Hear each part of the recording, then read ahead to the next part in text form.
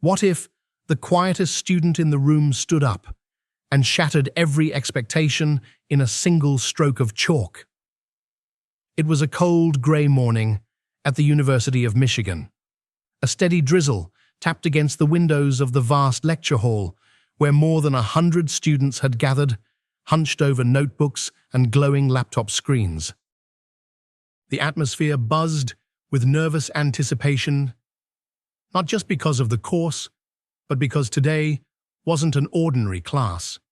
It was an open lecture, the kind where reputations were made and, more often, broken. Professor Diana Warner was leading the session, and she was known across campus for her ruthless teaching style. Tenured, brilliant, and utterly unforgiving, Warner believed that math was not just a subject, it was a battlefield. Only the strongest minds deserved a seat in her classroom, and she made it clear from day one, anyone who couldn't keep up would be left behind. Today, she was putting on a performance. A panel of professors from various departments sat in the front row, evaluating her methods. It was a rare occasion, and everyone knew she would be harsher than ever, more exacting, more dramatic. In the middle of the room sat Ian Klein, silent, head bowed slightly, fingers gently spinning a pen between them. He wore a grey hoodie and jeans, his backpack frayed at the seams. To most, he looked like just another student trying to blend in. But there was something in his stillness, a quiet confidence, an energy beneath the surface. He didn't speak to anyone. He didn't need to. The numbers in his mind did the talking. Still, for many in that room, including some of the faculty guests, Ian's appearance was enough to provoke judgment. His skin was brown, his clothes were plain, and his background was unknown. That was all it took for some to decide he didn't belong. From the front row, Professor Jason Smith, a longtime colleague of Warner's, leaned back in his chair and muttered under his breath, just loud enough for his peers to hear.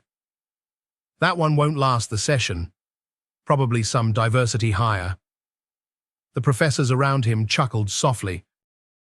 They weren't just critiquing math. They were critiquing Ian. Not based on ability, but assumption. Ian heard them. He always heard them. But he didn't react. Years of enduring sideways glances and low expectations had taught him one thing: keep your head down and let your work speak louder than your name ever could. The room fell silent as the sharp, echoing clack of Warner's heels pierced the air. She entered with a presence that turned every eye toward her. Her expression was unreadable, her movements precise. She wore a tailored black suit and silver-rimmed glasses that caught the light in flashes. She didn't smile. She didn't greet. She simply moved to the board and picked up a piece of chalk. "Last week, we discussed multivariable limits," she said coolly. "Today, we begin Laplace transforms." Her voice was even, but her words carried weight. Within moments, the board was filled with equations, long, winding, complex. Students scrambled to keep up. Pens flew across paper, keyboards clacked with panic. But Ian didn't move. His eyes followed each line, not with worry, but with calculation. The math was complicated, yes, but not unfamiliar. Then, something caught his attention, a tiny detail. A transformation applied too early in the process.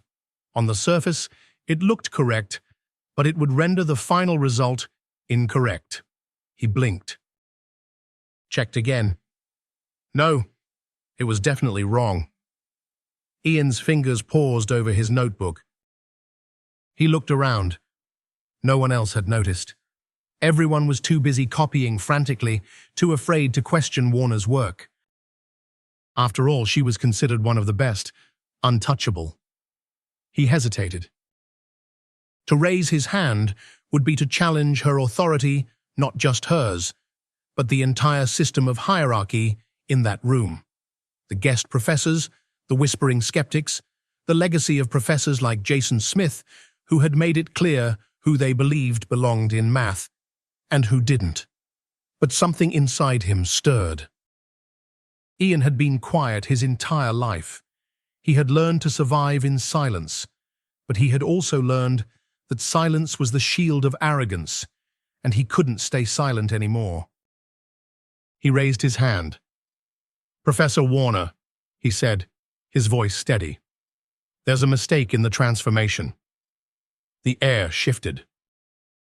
A hush fell over the room. All eyes turned to him. Warner stopped writing. Slowly she turned, facing him with a look that could chill bone. Then came a small smile, but not a kind one. It was the kind of smile that preceded a storm. "A mistake?" she repeated. "Are you sure?" Ian met her gaze directly. "Yes, I'm sure." Whispers began to ripple through the room.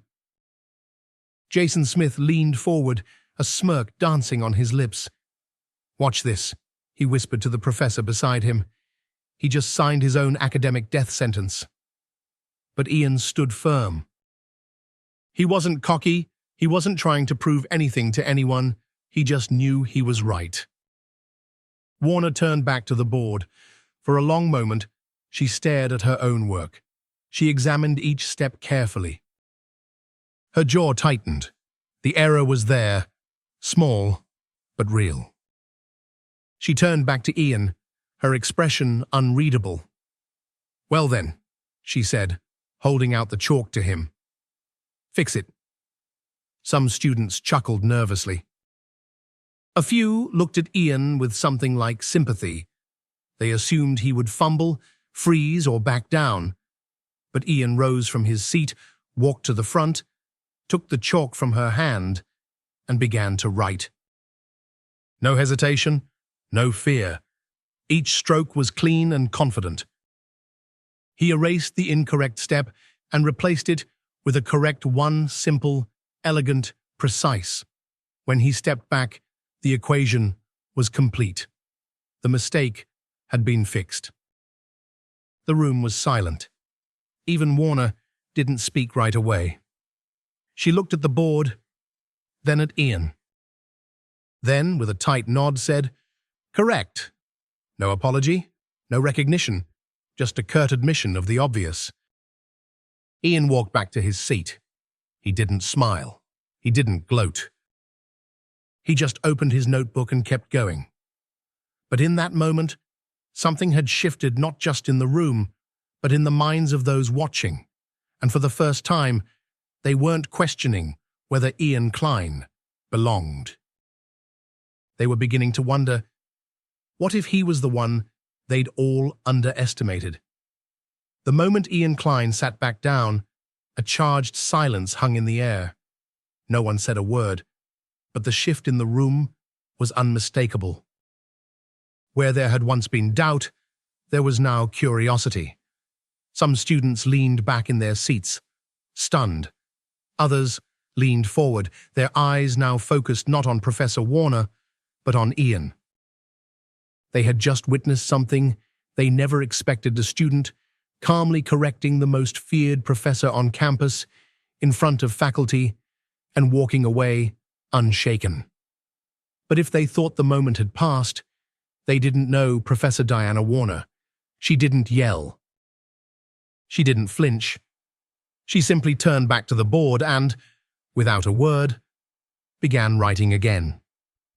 Only this time, her chalk moved faster. The equations she produced were longer, more complex.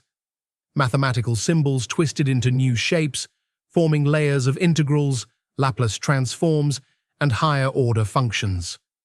This wasn't just a continuation of the lesson. It was a calculated escalation. She was raising the stakes. Some students glanced at each other. They knew what was happening. Warner was doing what she always did to those who stepped out of line, She was preparing to bury them in complexity. She didn't need to embarrass Ian with words. She'd let the math do it for her. In the front row, Professor Jason Smith smirked again. "There it is," he whispered to his colleague. "She's setting the trap." He leaned back, with his arms folded, confident that Ian's earlier correction had been a fluke. The student had gotten lucky. Now Warner would remind everyone, including Ian, why she ruled this hall. When Warner finished writing, she stepped aside and turned toward the class, her voice calm, almost amused. "If anyone believes they can handle a real challenge," she said, her eyes now fixed on Ian, "feel free to try solving this one." It was no longer subtle. This was a direct challenge. And everyone knew who it was aimed at. Ian didn't hesitate. He rose from his seat, walked to the front again, and took the chalk from her outstretched hand. He didn't look at her. He didn't need to. The board in front of him was filled with a monstrous equation, multivariable differential equations nested within a matrix, with variables that twisted like vines across the surface. For a few seconds, he just looked at it, not frozen, not scared. Just reading it, calmly, like a mechanic studying a complicated engine. Then he began to write. At first, no one moved. But then students started whispering. "He's actually doing it. Wait, that's the right step. No way." Ian's hand moved with a smooth rhythm. He wasn't racing. He didn't need to. Each stroke of chalk was purposeful. No wasted motion, no corrections. He worked line by line, simplifying here, rearranging there, slicing through the noise with surgical precision. Within minutes, the chaos of the problem began to make sense, at least, to those who could follow. In the front row, Professor Smith's smirk had faded. His eyes narrowed as he leaned in. This isn't possible," he muttered. Warner said nothing. Her arms were crossed, her expression unreadable, but her foot tapped once against the floor, a sign of something impatience. Tension, realization, because Ian wasn't just solving the problem. He was dominating it. Step by step, the board filled with clarity. Some students watched, completely lost, but mesmerized. Others scrambled to take notes, afraid to blink. A few stared at Ian with wide eyes, as if trying to memorize what genius looked like in real life. And then he finished. He underlined the final answer, set the chalk in the tray, and turned to face the room. Silence. Not the stunned silence from earlier, but something deeper. Something heavier. As if everyone had just realized they were witnessing a moment they'd remember for the rest of their lives. Warner stepped forward. She studied the board, her eyes darting over each line, hunting for flaws. She needed one desperately. One tiny mistake would be enough to dismantle this display and take back her control. But as she scanned the work, her jaw tightened. There were no mistakes. Not one. Her fingers curled slightly at her side, not out of anger, at least not the kind she could show, but because she had just been outmaneuvered. In her own class, by a student no one expected to rise. Ian stood silently, watching her. He didn't gloat, he didn't smile, but his gaze never wavered. Not even when Warner finally turned around to face him.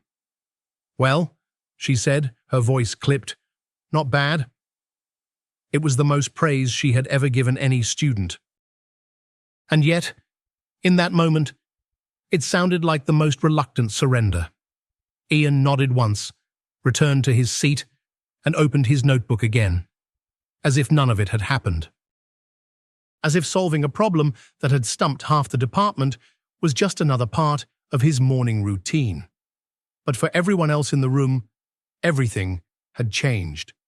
Students who had once whispered behind his back now stared with something close to awe. Professors who had laughed when he raised his hand now sat silent, confronted with the reality of their own bias. Professor Smith leaned forward, but said nothing. Warner stared at the board for a moment longer, then turned away. She knew the truth now, so did everyone else. This wasn't over. But if she wanted to crush Ian Klein, she'd have to do a lot more than throw complex problems at him. Because today, he had shown her and the entire system that brilliance doesn't care about expectations. It just shines. Even in the darkest rooms. The echoes of chalk still lingered in the air long after Ian Klein had returned to his seat.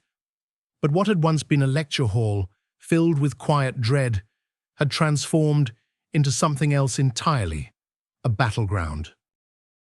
Professor Diana Warner stood frozen at the front of the class, her arms crossed, her chin slightly tilted upward, but there was a tension in her posture that didn't escape the students watching her closely. It wasn't anger, not yet. It was calculation. Ian had done the impossible.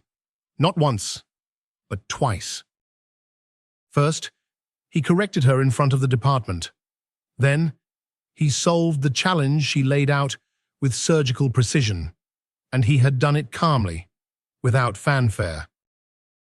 That was what unsettled her the most. There was no smugness in Ian's expression, no trace of arrogance. He wasn't looking for applause. He was simply doing what he had trained himself to do, brilliant, quietly. But Warner didn't stay quiet for long. She picked up the chalk again and turned to the board with a cold, deliberate calmness. The students stiffened. They could feel it in the air. The next strike was coming. She began to write, line after line. The equation that formed was unlike anything most students had seen before. Higher dimensional calculus. Nested integrals. Transformations that made even the brightest students squint. This wasn't just hard, it was borderline unsolvable in a timed classroom setting. Some students exchanged glances. This wasn't teaching. This was something else. A message. A dare. When Warner finally set down the chalk, she stepped back and gestured toward the board. "Mr. Klein," she said, not even looking at him, "since the previous problems didn't challenge you, perhaps this will." A low ripple moved through the room. A few students audibly gasped. Others whispered, "She's setting him up. This is ridiculous. She's trying to humiliate him." But Ian didn't blink. He stood up, smooth and steady, and walked toward the board. No hesitation, no bravado. Just purpose. As he passed Warner, she didn't even acknowledge him. Her arms were crossed again, her gaze fixed on the windows across the room. But her jaw was set tight, and her eyes, though distant, burned with the fire of a professor who refused to lose control of her classroom. Ian reached the board and studied the equation. For a moment, the room seemed to hold its breath. From the back row, Professor Jason Smith watched intently. His hand rested under his chin, and his eyes narrowed. This was it, the final trap. "This one will break him," he muttered to himself. But what Smith and Warner didn't know was that Ian had seen traps like this before, not just in school, but in life. His entire academic journey had been filled with invisible hurdles, unspoken expectations, lowered bars for some, higher mountains for others. And every time someone told him, "This is where you stop," he'd find a way forward. not to prove them wrong, but to prove himself right. He raised the chalk and started writing. At first, it was quiet. The room watched with curiosity, some leaning forward, others frozen in place. As the first few lines took shape, it became clear he was doing more than surviving. He was navigating, solving, refining. The equation started to transform under his hand, lines folding into clarity, steps breaking apart into manageable portions. The impossible problem began to shrink. Warner's arms slowly lowered. Smith sat up straighter, and the classroom, the students who had once doubted him, who now sat in awe, went completely silent. By the time Ian finished, the board looked different. Not cluttered, not chaotic, but elegant.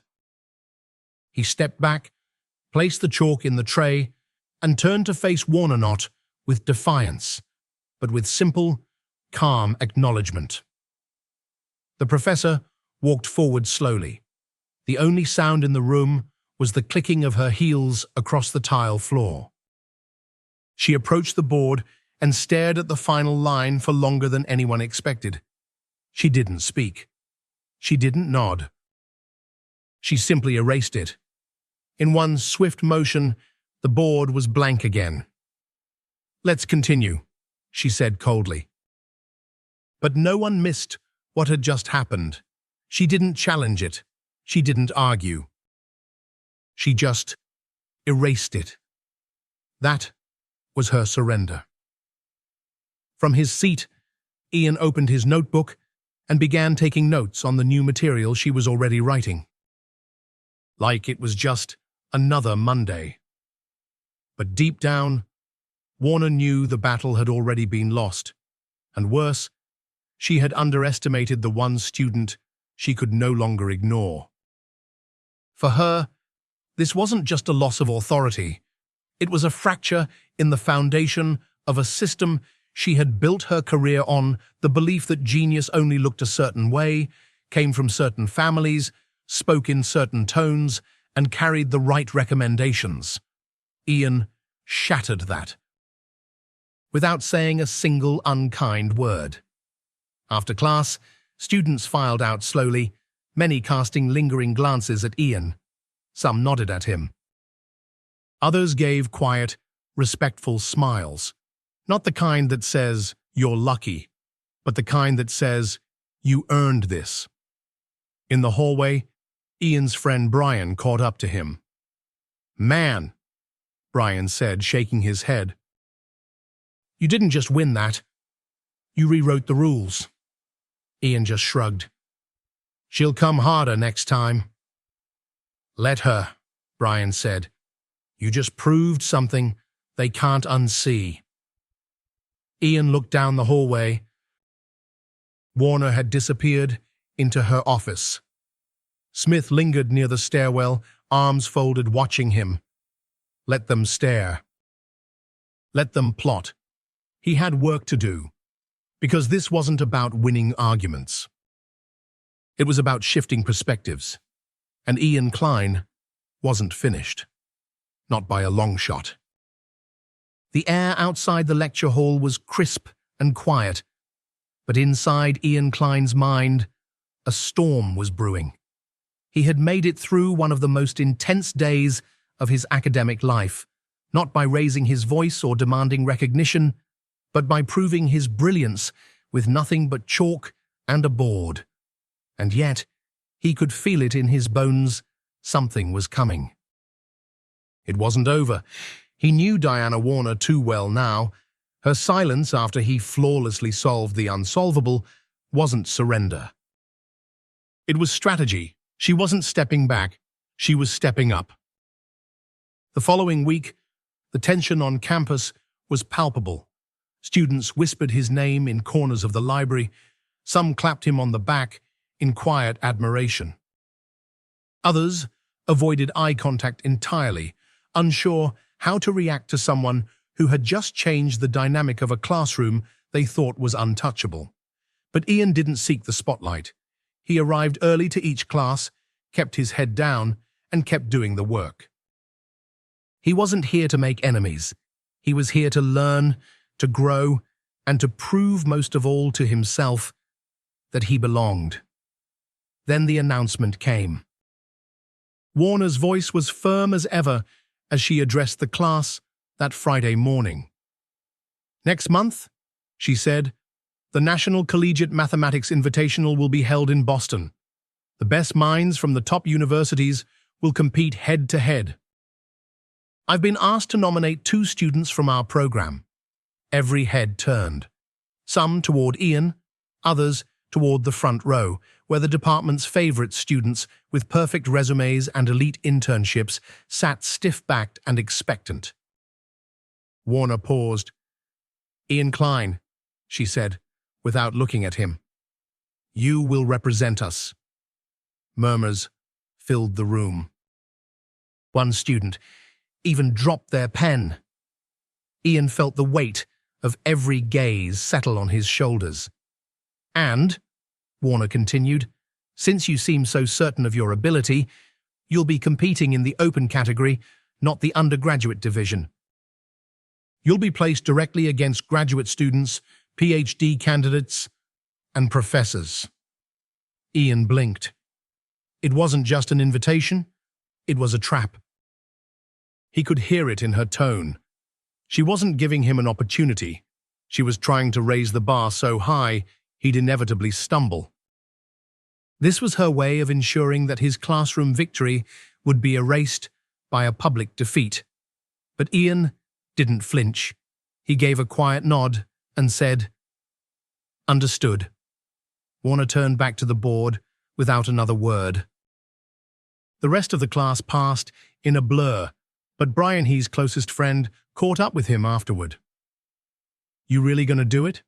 Brian asked as they walked across the quad. "I have to," Ian said. "You know that," Brian sighed. "Yeah, but man, you realize who competes in that division?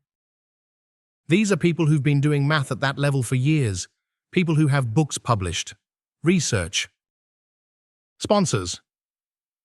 "I know," Ian replied. "Then why say yes?" Ian stopped and looked at him.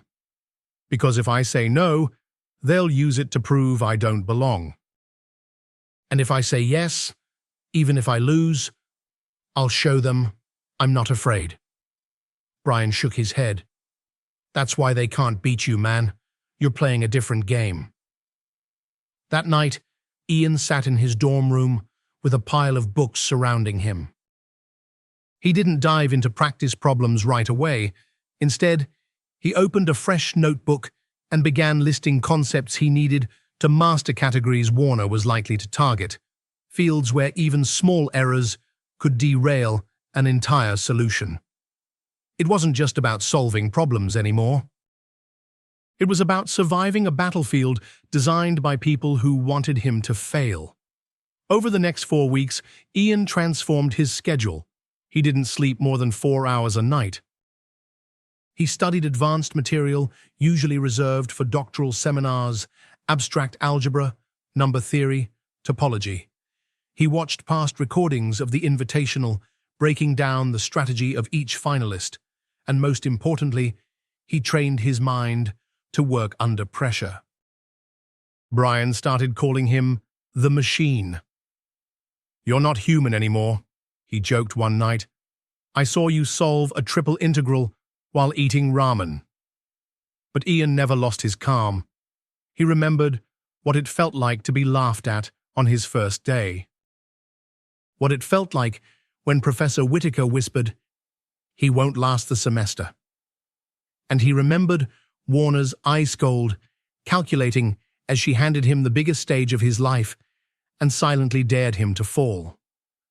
This wasn't just about math, it was about the right to be seen, to be heard, to be counted. On the morning of the competition, Ian stood outside the hall in Boston where the event was taking place. He wore a simple black sweater, jeans, and sneakers, no suit, no pretense. He walked in calmly, carrying only a pencil case and a calculator. Warner was already there, standing with several professors from Ivy League schools. She didn't greet him. She didn't need to. Her message had already been delivered. "Welcome to the open division," a volunteer told him at the sign-in table. "You're Ian Klein?" He nodded. The volunteer glanced at his name tag and raised an eyebrow. "You're the only undergrad in this division. Impressive." Ian took the tag and pinned it on. Inside the competition hall, the tables were arranged in rows. The problems were sealed in envelopes on each desk. Around him, competitors adjusted their glasses, whispered to themselves, and reviewed last-minute notes. He sat in silence. When the bell rang, everyone opened their packets. Ian read the first problem carefully, absorbing every line. Then he began to write. His pencil didn't stutter. His thoughts didn't wander. Every calculation was intentional. Every transformation fluid. He didn't rush, but he didn't slow down either. Because he didn't just know the material, he understood it, he respected it. And most of all, he believed in his ability to meet it head-on, no matter how steep the climb. Across the room, Diana Warner watched from the panel of observers. She leaned forward, her hand covering her mouth. For the first time in years, she didn't know how this would end, and that terrified her.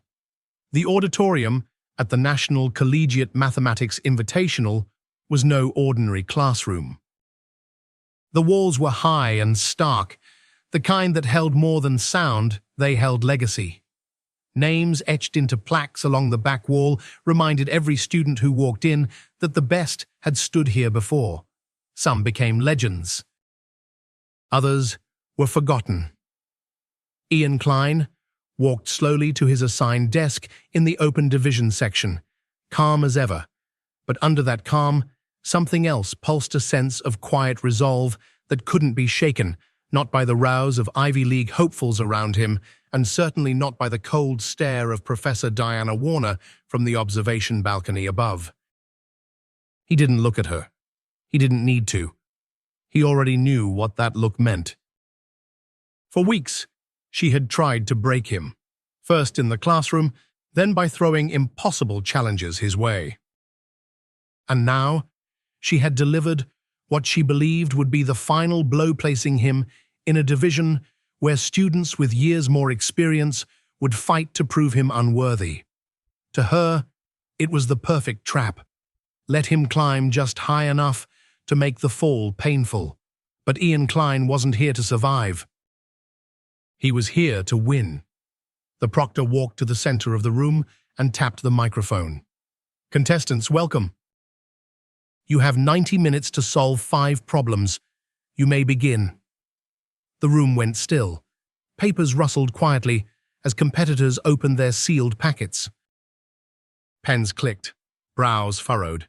Ian turned to the first problem. His eyes scanned it, not with panic, but with precision.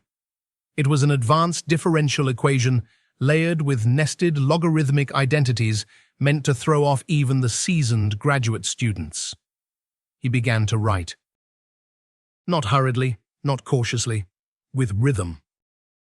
The chalk on the small slate board beside his desk scratched softly, each line purposeful. While others were still decoding the problem, Ian had already mapped it out. The transformation was the key. Reduce the system, isolate the function, apply the Laplace inversion, then simplify. 15 minutes in, Ian looked up for the first time. He was done with problem 1. He glanced across the aisle where another contestanta doctoral candidate from MIT was still stuck on the second step. Back at the observers' table, Diana Warner shifted in her seat. She had expected nerves, at least, maybe a stumble out of the gate. But Ian's hand didn't shake. His eyes didn't flicker. She watched as he moved to problem 2 without hesitation. Beside her, Professor Whitaker let out a low scoff.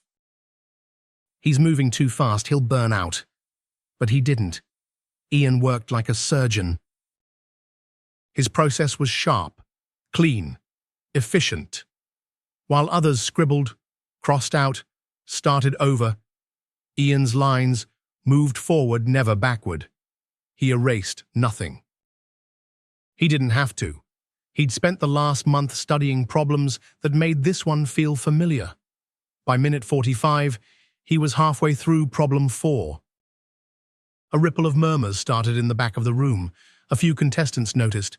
One leaned over and whispered, "Is that guy really almost done?" Another shook his head, whispering back, "That's the freshman from Michigan. The one who corrected Cartwright in front of the board." The MIT student glanced up from his work.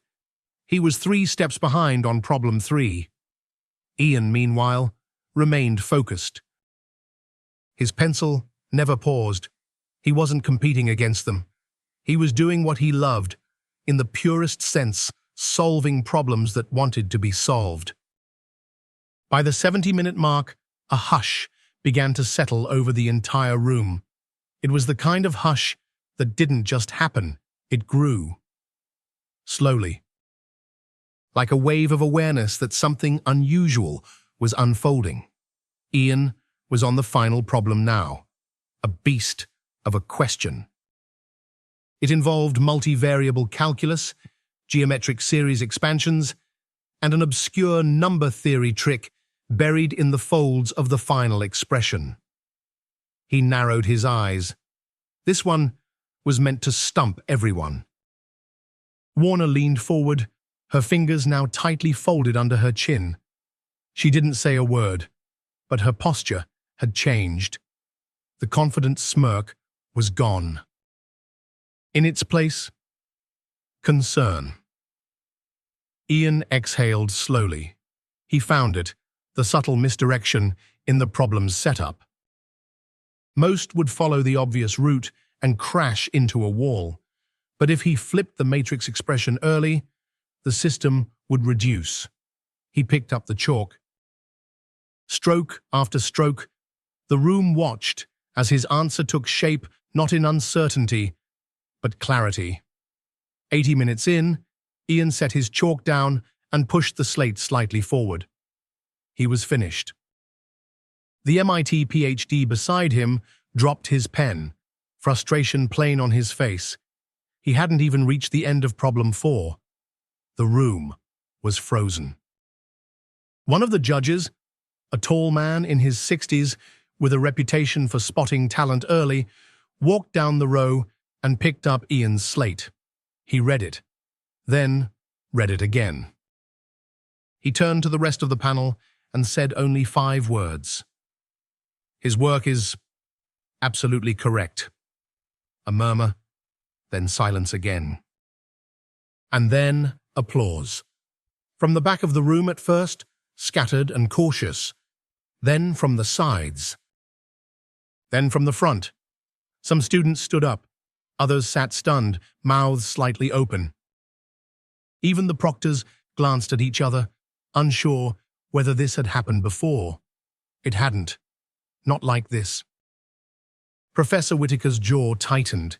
He leaned back in his chair and muttered, "This is going to be hard to explain." Warner didn't respond. She couldn't. Because for the first time in her academic career, the student she tried to humiliate had not just matched the challenge she designed, he'd outpaced it. He had changed the rules. And now everyone was watching. Not just watching Ian Klein. Listening to him. Not because he demanded it, but because he'd earned it. The applause still rang in Ian Klein's ears long after the final round of the competition ended, but it wasn't the sound that stuck with him. It was the silence that came just before the pause, the stunned hush that wrapped around the room when the judges confirmed it. He'd done it. He hadn't just held his own. He'd outpaced graduate students from the nation's top schools. He'd left behind not just answers, but clarity. Not just scribbles of possibility, but a roadmap to truth, done right and done fast. And now, they couldn't ignore him. He wasn't a fluke. He was the real deal. Back at the University of Michigan, word spread faster than wildfire. Before the week was out, Ian's name was on the lips of students, faculty, and local news outlets alike. They called him the quiet genius, the freshman phenom, and even Michigan's math prodigy. But for Ian, the spotlight wasn't the prize. The win wasn't about being seen, it was about not being overlooked anymore, especially by people like Professor Diana Warner. That Monday, the lecture hall where she taught advanced calculus had more students in attendance than ever before. Not because of the course material, but because of what everyone expected to happen next. They wanted to see the aftermath. What would Warner do now? How would she handle the student she'd once tried to belittle, now a national champion, praised by professors from Stanford, Princeton, and MIT? Warner entered the room the same way she always had, heels sharp against the tile, spine straight, expression unreadable. But something was different in her eyes. Not fear, not defeat, awareness. She couldn't pretend anymore. She walked past Ian without a word and reached the podium. She opened her folder slowly. The room was silent, every breath held. And then, without looking up, she said, "Before we begin today's lecture, I want to address something." A ripple moved through the room. Warner finally looked up. "Ian Klein," she said, pausing, letting the name hang in the air. "You have demonstrated what it means to let your work speak louder than prejudice. What you did last week wasn't just impressive, it was undeniable." The words weren't warm. They weren't emotional, but they weren't sarcastic either. They were honest. And coming from her, that meant everything. The room was quiet. Every student could feel it, the shift. The invisible line that had once divided Warner's classroom into two camps, those she saw as capable and those she dismissed. That line had vanished. After class, Ian stood outside in the crisp fall air, hoodie sleeves pushed to his elbows, his notebook under one arm. Students passed by him with nods, smiles, handshakes. A few even stopped to ask questions about strategy, approach, or simply to say, "You made us proud." But amid the noise, one figure lingered quietly, Professor Whitaker. He hadn't said a word during the competition. Not during the applause, not after the results, and certainly not during Warner's lecture. Now, he approached Ian, one hand tucked inside the pocket of a tweed coat, the other holding a paper. "I read your solution to problem 5, Whitaker said, his tone surprisingly measured. "Twice?" Ian didn't reply. Whitaker extended the paper. "I couldn't find a flaw." "That's because there isn't one," Ian answered simply. Whitaker gave a small nod, not a smile, but it was as close as Ian would get. "You embarrassed a lot of people," the professor said. "People who built their careers on the assumption that they could recognize brilliance at a glance. You've complicated that." Ian looked him square in the eyes. "Maybe it's time people stop thinking brilliance has a look." Whitaker blinked, then turned and walked away. That night, Ian returned to the quiet corner of the campus library where he'd spent so many hours preparing alone. But this time, it wasn't silence that surrounded him, it was respect. Students didn't just ignore him anymore, they paused. They watched. He'd earned that space. Later, as the sun dipped behind the horizon, He met up with Brian, the only friend who had stuck by him through the storm. "You broke their system," Brian said as they sat on the stone steps of the math building, sipping cheap coffee. "No," Ian replied. "I didn't break it. I just showed it doesn't work the way they think it does." "They tried to break you," Brian said. "But you flipped the whole game." Ian looked up at the stars just beginning to show above campus. "That's the thing about math," he said quietly. "You can't fake it. You're either right or wrong. And the truth? It always shows up eventually." Brian smiled. "So what now, genius?" Ian leaned back, his voice steady. "Now, I keep solving the next problem."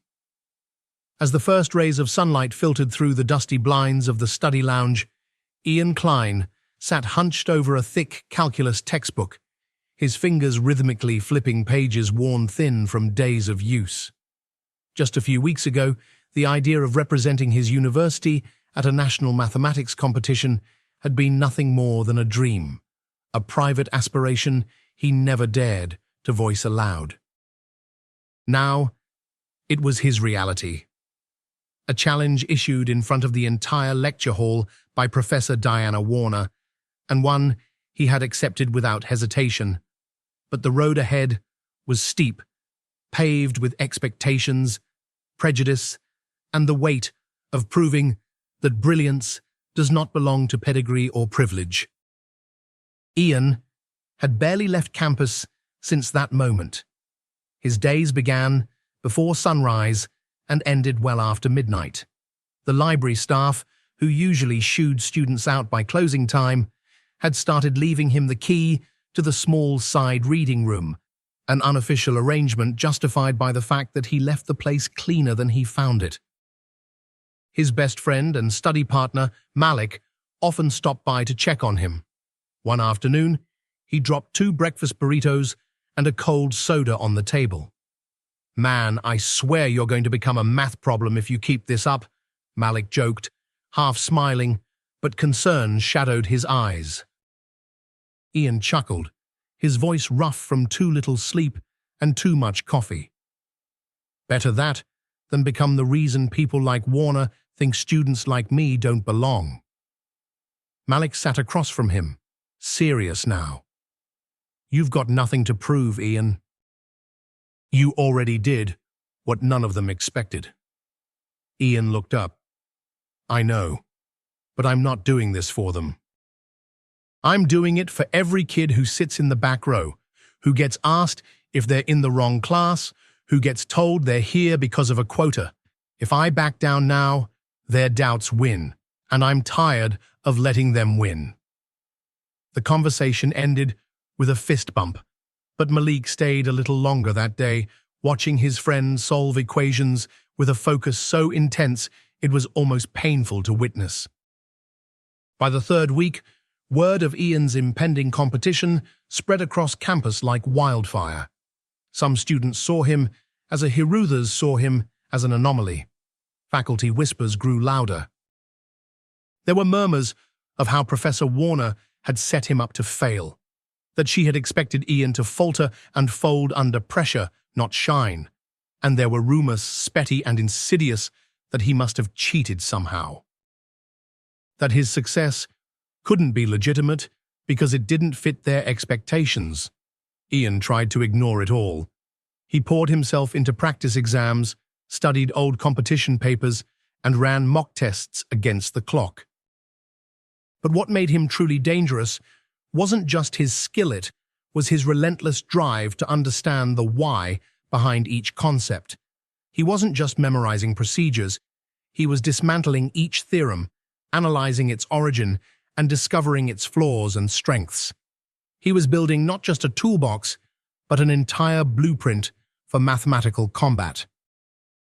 But even with all his preparation, there were nights when doubt crept in.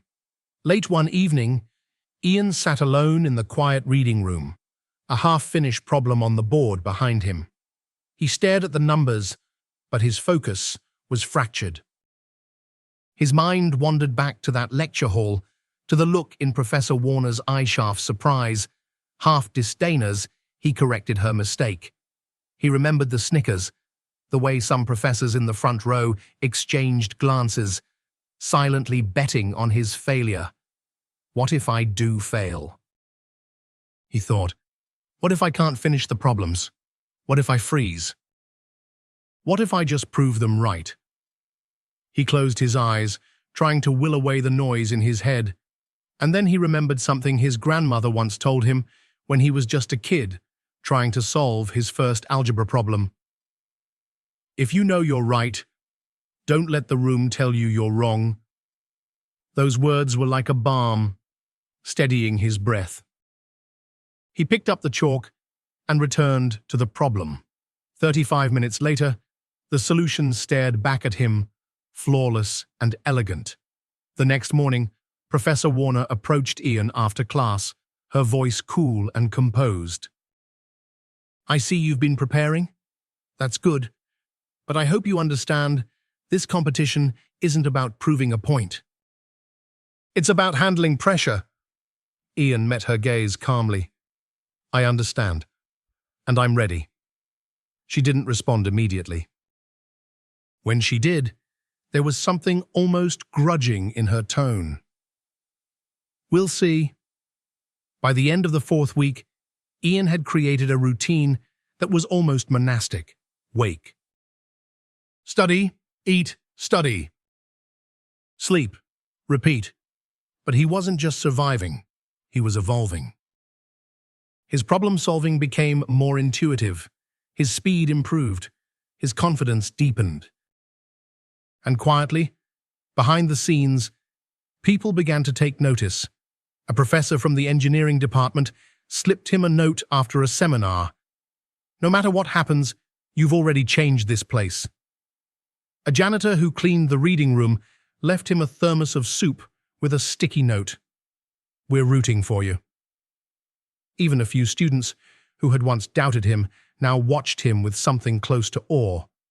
But Ian didn't let it go to his head.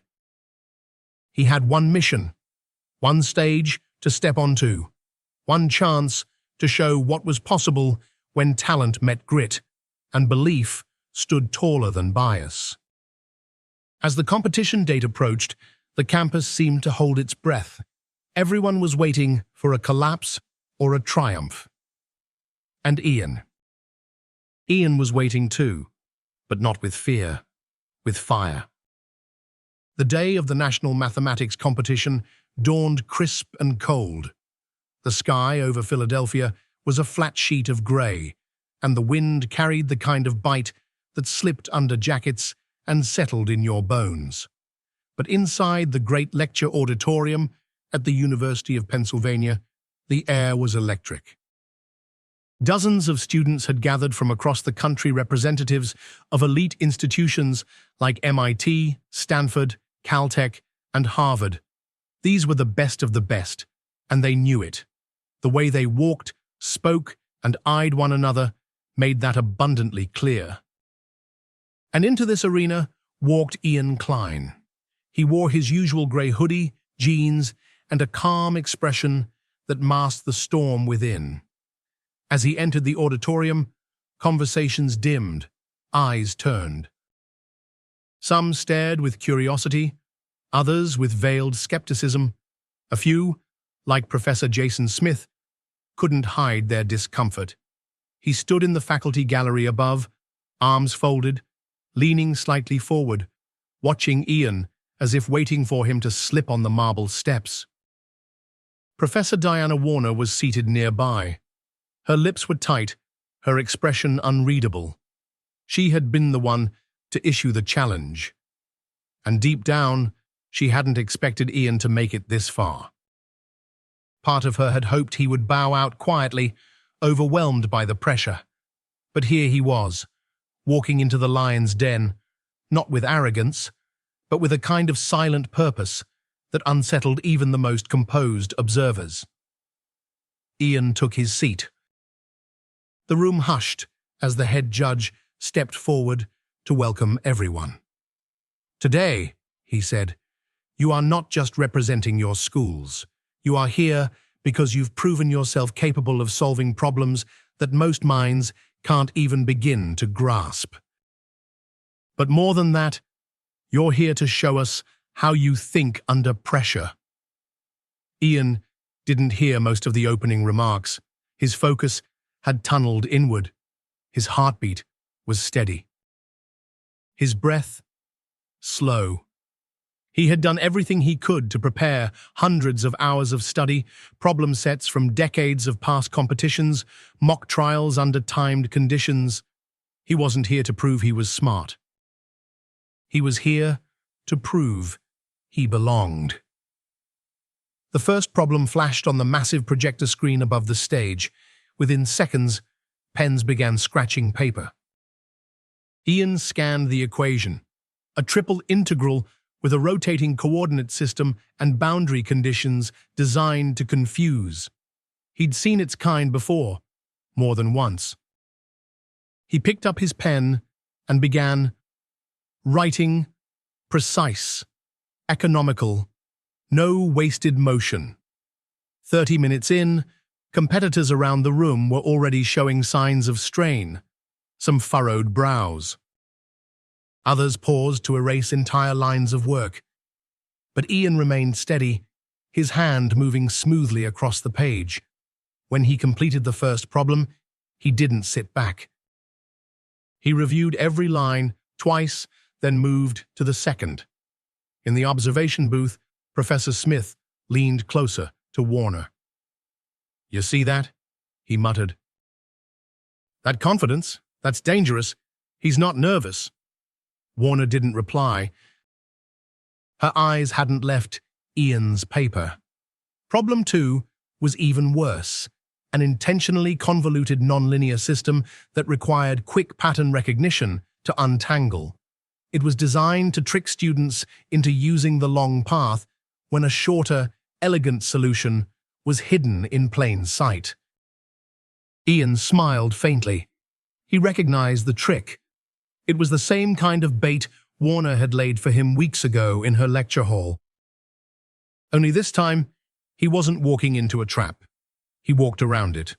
While others grappled with pages of calculus, Ian solved the problem in a fraction of the steps. His answer was neat, concise, and correct. The judge at the nearest table raised an eyebrow, leaned in, and began flipping through Ian's work. "Who is this kid?" he whispered to another judge. "He's writing like he's been training for this since he was 12. "He hasn't," another replied. "That's Ian Klein, public university. No coaching, just raw drive." As the problems increased in difficulty, the number of competitors actively writing began to shrink. Some stared hopelessly at their pages. Others had already surrendered to the fact that they were out of their depth. Only Ian and a PhD candidate from Stanford remained in full stride. Their pens moved like clockwork, steady, relentless. The race was on, and no one could look away. An hour passed. Then 2. And then came the final problem. The screen filled with a monstrous equation and amalgamation of transforms, conditions, and integrals so dense that the room let out an audible gasp. This was the breaker. The kind of question that separated mere excellence from true genius. The Stanford PhD cracked his knuckles and dove in. Ian read the problem once, then twice, and then, unlike anyone else, he put down his pen and closed his eyes. He didn't rush. He didn't scribble. He simply thought. While others struggled through line after line of brute force calculations, Ian mentally rearranged the problem, stripped it of noise, and rebuilt it in his head. Then, with a soft breath, he picked up his pen again. 10 minutes later, he was done. Perfectly done. And before the judges could fully process what they were seeing, before the Stanford student could even cross the halfway mark, Ian had quietly leaned back in his chair. He didn't celebrate. He didn't gloat. He simply waited. When the judges gathered around his paper, there was silence at first. Then murmurs. Then disbelief. "He didn't just solve it," one judge whispered. "He solved it better than the model answer we prepared." Professor Warner's eyes widened. She leaned forward, her fingers trembling slightly. Professor Smith sat back in his chair, jaw tight, because the truth had become impossible to ignore. Ian Klein hadn't just come to compete, he had come to win, and he had. The announcement hit like thunder in a room already holding its breath. "We have a winner," the judge said, his voice cutting through the stunned silence like a bell tolling at the end of a long battle. Ian Klein. For a second, nobody moved. It was as if the entire hall had been struck by a moment of suspended disbelief. Then, one by one, hands began to clap. Slowly at first, hesitant. And then more until the entire auditorium erupted into a storm of applause. Ian didn't stand up. He didn't raise his arms in victory. He simply sat still, a soft exhale escaping his lips, hands folded quietly in front of him. He didn't need the claps, the cheering, or even the judges' astonished glances. He had known the truth long before anyone said it out loud. He had won, not just the competition, but something far more profound. From the faculty box, Professor Diana Warner blinked slowly. She hadn't moved since the final result appeared. Her shoulders were stiff, her hands still clasped tightly in her lap. Everything she believed, every unspoken bias she carried into her classroom, had just been unraveled in front of a national audience. Ian Klein, the student she had once challenged with a smirk, had solved the final problem not only faster than anyone, but with a level of elegance that even the judges hadn't expected. And worse, for her, he had done it with grace. No smug smile. No, I told you so. No hint of arrogance, just quiet brilliance. One of the other judges, a respected professor from Princeton, approached Ian with a firm handshake. "Son," he said, eyes wide with admiration, "in all my years of judging, I've never seen anyone approach that final question the way you did. That was more than solving, it was innovation." Ian nodded, offering a quiet, "Thank you, sir." As the crowd dispersed, the buzz followed him. Reporters hovered nearby, murmurs spread across faculty circles, and fellow students whispered his name as they left the auditorium. But Ian didn't chase the spotlight. He stepped outside into the chilly afternoon air, pulling up the hood of his sweatshirt and taking in a long, steadying breath. He wasn't thinking about the praise. He was thinking about how it had all started with a seat in the middle of a lecture hall, a chalkboard full of equations, and a professor who hadn't believed he belonged. And now he had rewritten that narrative, not just for himself, but for every student who had ever been told they weren't good enough. Every student who had been underestimated, overlooked, or dismissed before they even had the chance to speak. Inside, Professor Warner remained seated, still staring at the judges' table. Professor Jason Smith leaned toward her, his voice low. "I didn't see that coming."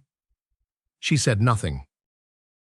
"He embarrassed us," he added, his voice tinged with something that wasn't quite anger but wasn't respect either. "Made a mockery of the system." "No," Warner replied, finally breaking her silence. Her voice was soft, but sure. "He didn't mock anything. He just proved we were wrong." Smith scoffed. "So what now?" "We act like we supported him from the start?" Warner stood, gathering her things, and turned to face her colleague. For the first time, her posture held something different, something humbled. We start by asking ourselves why we ever doubted him in the first place.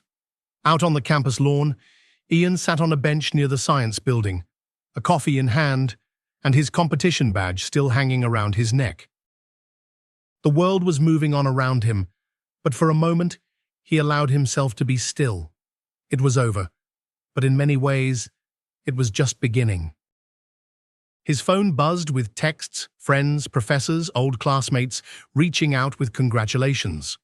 But one message stood out. Professor Warner, you've done what most people only dream of. I was wrong about you, and I'm glad you proved it. You didn't just win, Ian. You changed how I teach. Ian stared at the message for a long time. Then he typed only 2 words. Thank you. Later that evening, when he returned to his dorm, a crowd of students had gathered outside his building. They weren't there to party or ask for autographs. They were just waiting to see him. A few of them clapped when he arrived. Some smiled. A few looked like they just wanted to say something but didn't know how. One student, nervous, clutching a worn calculus textbook, stepped forward. Hey, Ian. I just wanted to say, you kind of gave me hope today. I've been thinking about dropping this major, but maybe I'll stick it out? Ian smiled, the kind of smile that carried weight, that meant more than words. Good. Don't let anyone tell you where you don't belong. That night, long after the halls quieted and the lights dimmed, Ian sat at his desk and opened the notebook that had become his constant companion. He flipped past pages of calculations, notes, and problem sets. Then, on a blank page, he wrote just one line. You don't have to be invited to prove you deserve to be in the room. Because the truth was simple. No one had handed Ian this victory. No doors were held open, no shortcuts, no mentorship from elite tutors or alumni connections. He had walked into that competition with nothing but his mind, his will, and a lifetime of pushing back against low expectations. And he had walked out as the national champion. The morning after the competition, something had undeniably changed. Not just in the way students looked at Ian Klein, but in the quiet way the entire university carried itself. Whispers still echoed through the halls of the math building, but they sounded different now. Less judgmental, more curious. The cold stares that had once trailed Ian had shifted into cautious nods of acknowledgement, even admiration. Professor Diana Warner entered her lecture hall precisely at 9 a.m., as she always did. Her silver-framed glasses perched at the tip of her nose, hair tied back in its usual no-nonsense bun. But this time, there was a pause in her steps as she scanned the room. Every student had shown up. More importantly, every student was watching her not with fear, but anticipation. And in the third row, sitting calmly with his notebook already open and pen in hand, was Ian Klein. Nothing about his appearance had changed. The same worn hoodie, the same focused, thoughtful expression. But now, there was a new awareness in the room. Everyone knew who he was. Warner cleared her throat. Before we begin today's lesson, she said, her voice steady, I want to make something clear. The air in the room grew taut with silence. Ian Klein has proven, without a shadow of a doubt, that true talent doesn't require permission. That brilliance isn't reserved for a chosen few. A few students exchanged glances. Some looked directly at Ian. He didn't just win a competition, Warner continued. He dismantled our assumptions, and he did it with dignity. There were no dramatic pauses, no emotional cracks in her tone. Just the raw truth laid bare. And for Professor Warner, That was as close to an apology as one could ever expect. She turned to the board, began writing equations like always. But every student in the room knew today was different. Across campus, the buzz hadn't faded. Emails had poured in from universities around the country asking to verify Ian's competition solutions. Research institutions offered interviews, and academic blogs hailed him as the most gifted undergrad the university has seen in decades. But Ian was back in the library by lunchtime, seated in his usual spot near the window, a stack of books beside him, a graphing calculator on one side. He hadn't come here to be famous, he'd come here to learn, and no competition, no headlines, no viral fame would change that. Still, he wasn't alone anymore. Other students began drifting into the library, pulling chairs nearby, not out of curiosity, but to study beside him. As if sitting near Ian might help them think more clearly. Or maybe they just wanted to be near someone who had proven that impossible didn't always mean impossible. Among them was Daniel, a sophomore who'd struggled through every math course he'd taken. "Hey," Daniel said, shifting awkwardly beside him, "would it be weird if I asked you to explain one of the problems from the competition?" Ian looked up, surprised, but then he nodded. "Not weird at all. What part?" The two bent over a notebook, voices low, and for the first time in weeks, Ian smiled, not because he was being recognized, but because someone wanted to learn from him. And he could help. Later that day, Ian got a call from Dean Harper. "Ian," the dean said, his voice warm but direct. "We'd like to feature your achievement on the university's main homepage. Your story, it's the kind that inspires people." "I'm not really comfortable being the center of attention," Ian said honestly. "I understand, but would you consider speaking at next month's freshman orientation? I think new students could learn a lot from what you've done." Ian hesitated. "I'll think about it." After the call, he went for a walk. The leaves had started to fall, blanketing the sidewalks in burnt orange and soft yellows. He passed under the old oak tree near the administration building, the one where just weeks earlier he'd sat alone, feeling like he didn't belong. Now, it was the same tree, but nothing else was the same. That evening, a message arrived in his inbox from an unfamiliar name. Dr. Elijah Monroe, Director, National STEM Equity Foundation. "Ian, I watched your performance during the competition. You don't know me, but I've spent 30 years trying to build bridges for underrepresented students in STEM. Watching you on that stage, it reminded me why I started. If you're open to it, I'd love to talk about ways we can work together, maybe mentoring, maybe outreach programs." "Your voice matters." Ian read the message twice, then a third time. He thought about all the times he had been told through words or silence that he didn't belong, all the moments he could have given up. And then he replied, "Yes. Let's talk." The following week, Ian gave his first public talk, something small, in the university's community center. He stood in front of 40 high school students from nearby public schools, most of them Black or Latino, many of them nervous, clutching notebooks and glancing at each other like they weren't sure why they were there. Ian started with a question. "How many of you have been told you're not good at math?" Nearly every hand went up. Ian smiled softly. "I've been there. I was in your seat not that long ago." Then, for the next hour, he didn't talk about math competitions or equations. He talked about fear, about being underestimated, about showing up even when you felt invisible. One student raised his hand and asked, "How did you deal with people not believing in you?" Ian thought for a moment. "I stopped waiting for them to believe. I started believing in myself instead."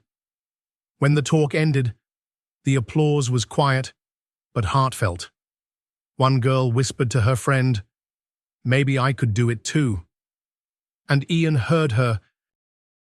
That night, back in his dorm, Ian wrote in his journal, "I didn't set out to change anything. I just wanted to solve problems. But maybe the most important one I solved was showing what's possible when someone refuses to give up." The heavy wooden doors of the National Math Competition venue creaked open as Ian Klein stepped into the vast auditorium. The atmosphere hit him like a wall-cool, quiet, charged with tension. Rows of long tables stretched across the floor, each equipped with pencils, scratch paper, and a name card. High above, the arch ceiling made the room feel like a cathedral, built not for prayer, but for precision. This was not just any exam. This was the battleground where reputations were made and sometimes shattered. Ian walked past students from Ivy League schools and world-renowned institutions. Crisp blazers, noise-cancelling headphones, laminated IDs. These competitors looked like they belonged here. Some eyed Ian with casual disinterest, others with amusement. No one knew who he was. He wasn't wearing the school colors of Princeton or MIT. His plain grey hoodie stood out like a sore thumb, and he preferred it that way. It reminded him who he was and who he wasn't. In a far corner of the room, Dr. Diana Warner, now acting as a judge for the competition, sat among a panel of academic elites. She watched Ian with a neutral expression, hiding her surprise at seeing him among the candidates. There was a part of her that still believed this was a fluke, that his performance in class had been some stroke of luck. But deep down, she was starting to wonder if maybe, just maybe, she had misjudged him from the beginning. The students took their seats as a low voice crackled through the intercom. "Welcome to the final round of the National Mathematics Challenge," the announcer said. "The exam will begin in 10 minutes. You will have 2 hours to solve 6 problems. These questions are designed to test not only your knowledge, but your endurance, your logic, and your creativity. You may begin when the timer starts." Ian closed his eyes for a moment. He wasn't nervous. He had been preparing for this every day since the moment he accepted the challenge. He had turned down sleep, ignored distractions, and poured himself into his work, not for glory, but for truth. He needed to prove first to himself, then to the world, that he belonged. The countdown began. 3, 2, 1, begin. As soon as the buzzer sounded, pencils scratched against paper in a symphony of intensity. Some students dove in quickly, while others paused, reading and rereading the first question. Ian scanned the page with quiet focus. The first question was a triple integral problem, challenging but familiar.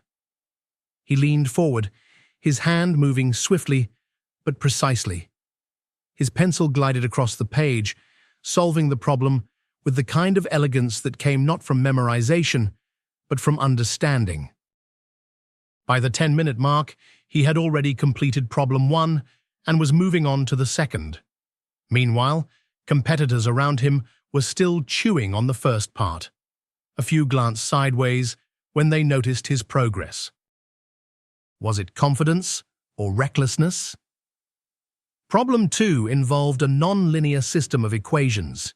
Ian paused, not because he didn't know how to solve it, but because he was considering 3 different methods and weighing which would be the fastest. He smiled faintly as he picked the most efficient path. An hour passed. Dr. Warner leaned over and whispered to one of the other judges, a professor from Yale. "Who is that student in the middle row?" The professor checked the roster. "Ian Klein. University of Michigan. Freshman." "Freshman?" she repeated, eyebrows raised. "Impossible." But there he was, moving through problem 4, while some of the best graduate students in the country were stuck on 2 or 3. Ian wasn't just solving the problem, she was decoding them like puzzles. Each equation, each variable, was a language he understood intuitively. Then came problem 5, a problem that most of the committee had agreed was unsolvable in under 20 minutes. It required advanced knowledge of Laplace transforms, an obscure trick in vector fields, and a creative leap that bordered on brilliance. Ian cracked his knuckles and leaned in. As he worked, he remembered the moments people told him he wasn't cut out for math. The smirks, the whispers, the assumptions. This was for them. In the front row, Dr. Warner sat motionless, watching Ian's pencil move faster than anyone else's. The scorn she once held was replaced by curiosity. And then, something closer to awe. The final problem appeared on screen, with just 30 minutes left. A judge announced it softly. "This is the challenge problem, worth the most points, designed to break even the best." Ian read it once. Then again, it was massive nested functions within matrices, a multi-step transformation that even a seasoned mathematician would struggle to solve under pressure. But he didn't panic. He didn't freeze. Instead, he smiled. He began writing, not frantically, but steadily. A rhythm developed. His mind was completely immersed. Not in the pressure, not in the room, but in the math. He wasn't just solving, he was dancing with the numbers. When he completed the final problem with just minutes to spare, he set his pencil down and exhaled. Around him, others were still scribbling, their hands trembling, their brows furrowed. Ian leaned back and closed his eyes. This wasn't arrogance. It was peace. He had done what he came to do. The buzzer sounded. All pencils down. Judges began collecting the papers. Some students slumped in their chairs, defeated. Others sighed in relief. Ian simply stood, stretched his back, and walked to the exit. As he reached the door, he caught a glance from Dr. Warner. Their eyes, locked, her usual coldness, had melted into something more complex. Not quite admiration.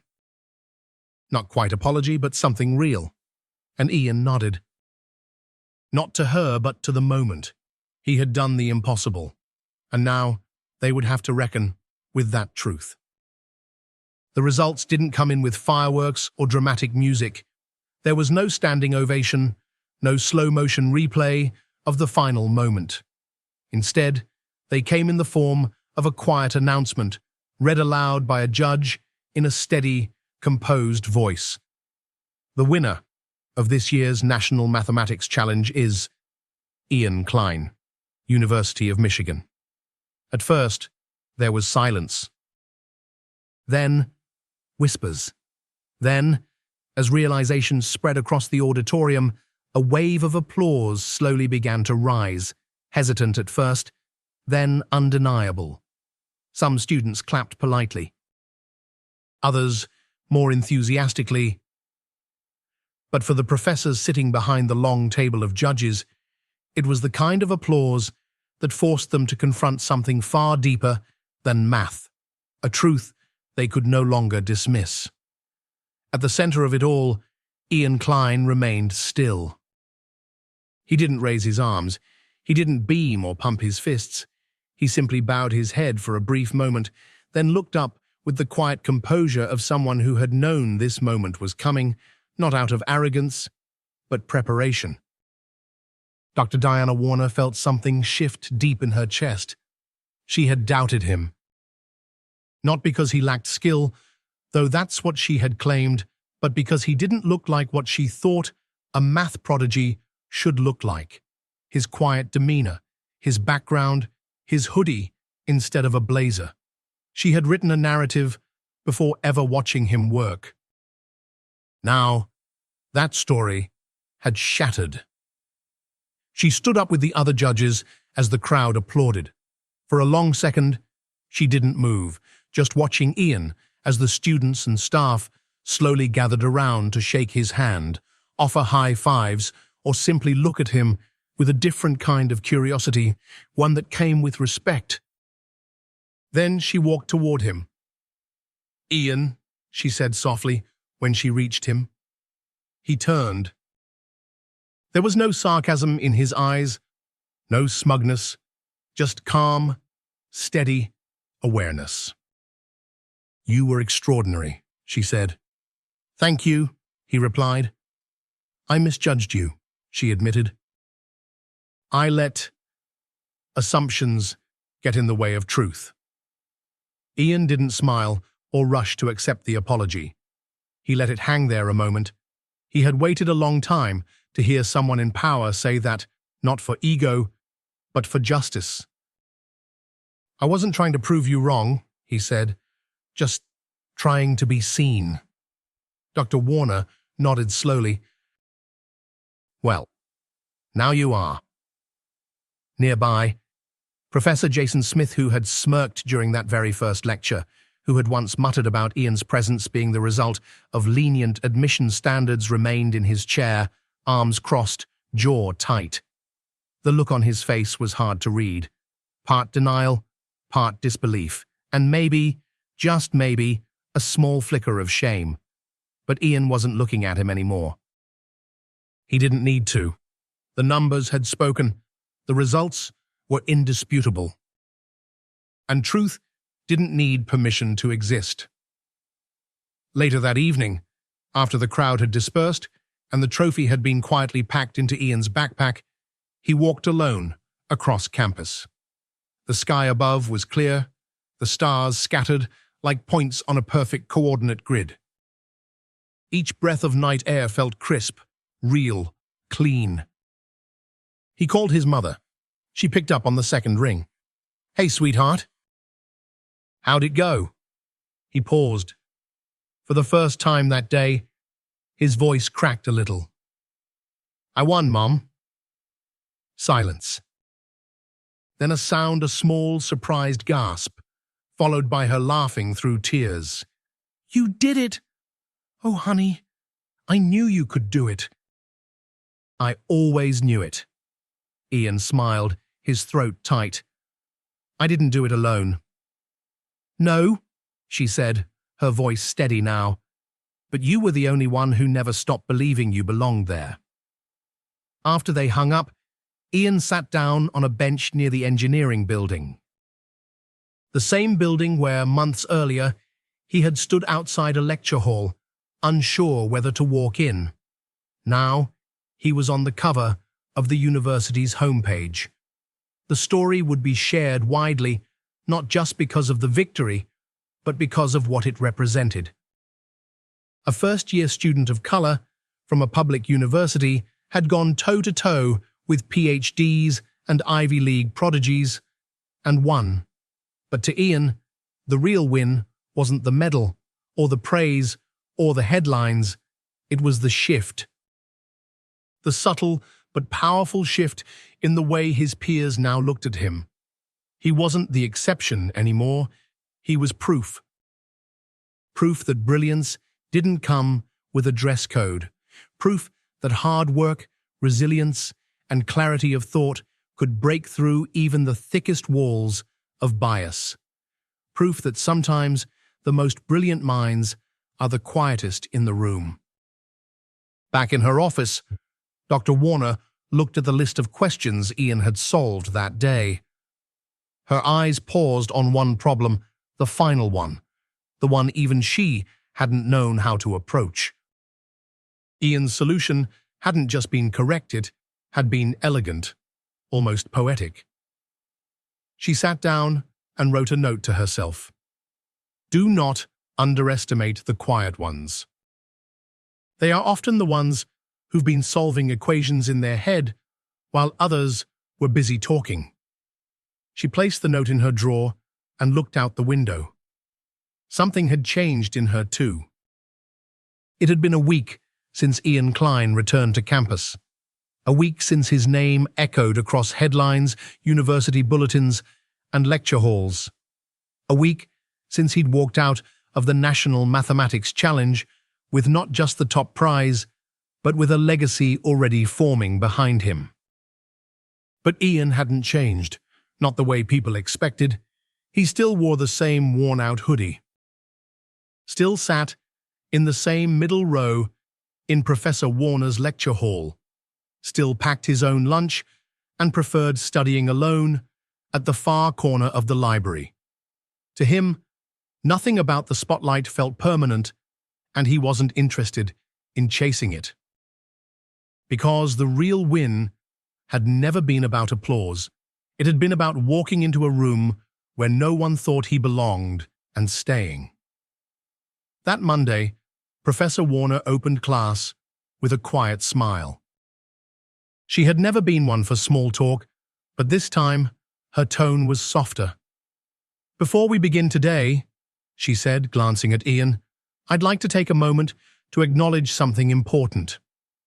The room, already quieter than usual, went silent. A week ago, one of your classmates challenged every expectation and every assumption, not just about mathematical ability, but about what it means to belong in a space like this. She paused, her voice steady. Ian Klein didn't just win a competition, he reminded all of us, faculty included, that brilliance comes in many forms, and sometimes we need to sit back and listen. A hush fell over the room. Ian looked up briefly, no smile, no grand gesture, just a simple nod. For many students in that room, the moment would become part of university lore. For others, especially students who had felt invisible for far too long, it was validation. A door, quietly creaking open. That night, Ian found himself walking past the student center. It was late, and the breeze was sharp, but a few lights still glowed from inside. Through the window, he saw a small group gathered, mostly first-year students, some with laptops, others with notebooks, one holding a Rubik's Cube. He hesitated, then opened the door. They all turned as he stepped in. One of them, an anxious-looking freshman with thick glasses and a University of Michigan hoodie, 2 sizes too big, stood up immediately. Are you Ian Klein? Ian smiled politely. Yeah. The kid blinked, looking like he might pass out from excitement. We're kind of a study group.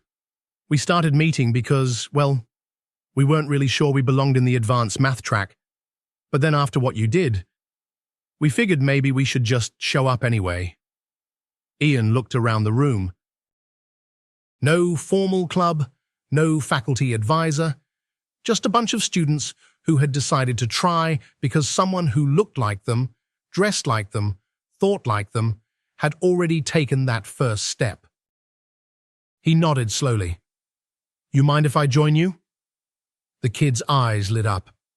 Please.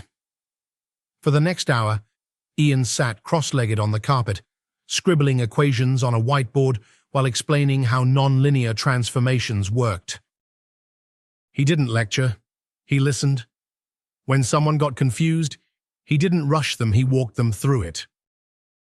When someone made a mistake, he didn't correct them sharply, he just asked, "Want to take another look?"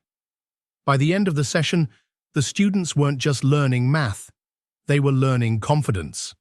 And that was what Ian had always wanted, not to be seen as exceptional, but as an example. A reminder that no one's potential should be dismissed based on surface-level assumptions, that maybe all some students ever needed was a chance to breathe, to not feel judged before they'd even opened their notebook. The next morning, Ian sat down at his favorite spot in the library, the same corner table by the window that had seen him through long nights of practice, pages of failures, and moments of breakthrough. He pulled out a blank page and began writing, not equations, but something else. A letter. To the next student who sits here doubting whether they're good enough. You are. I don't know your name. I don't know what battles brought you here, but I do know what it's like to sit in this chair wondering if you're the mistake in the equation. You're not. There will be people who doubt you, some with degrees, some with power, some with smiles that don't quite reach their eyes. Let them. They don't define your brilliance. You do, so keep solving, keep asking. Keep showing up. Because someday, you'll realize what I did. You didn't need to prove you belonged here. You always did. Ian Klein. He folded the paper carefully, tucked it beneath the edge of the table and stood. That day, as he walked across the lawn toward his next class, a few students stopped him to say hello. Some waved. Some nodded, a few just smiled, but Ian didn't need the attention. He walked with the quiet confidence of someone who had already won the most important battle, the one for his own belief in himself. The numbers had spoken, and they would speak for others too. In a world where judgment often comes before understanding, Ian Klein's story is a powerful reminder that true worth is measured not by background, appearance, or approval, but by perseverance, courage, and quiet strength. When he stood up and challenged the assumptions of those who underestimated him, he didn't just solve a math problem, he cracked open the walls built by years of bias and doubt. This story reminds us that integrity, discipline, and self-belief matter more than credentials or titles. Real change doesn't always start with grand gestures. It can begin in a classroom, in a moment of silence, or with the simple act of saying, I believe in myself. We all face moments when we're overlooked, dismissed, or underestimated. What matters is how we respond. Ian didn't argue with words, he let his actions speak. And in doing so, he didn't just earn respect, he inspired it. No matter where we are in life, there's always space to lead with principle, to lift others up by showing them what's possible, and to prove that excellence isn't confined to privilege, it's born in resilience.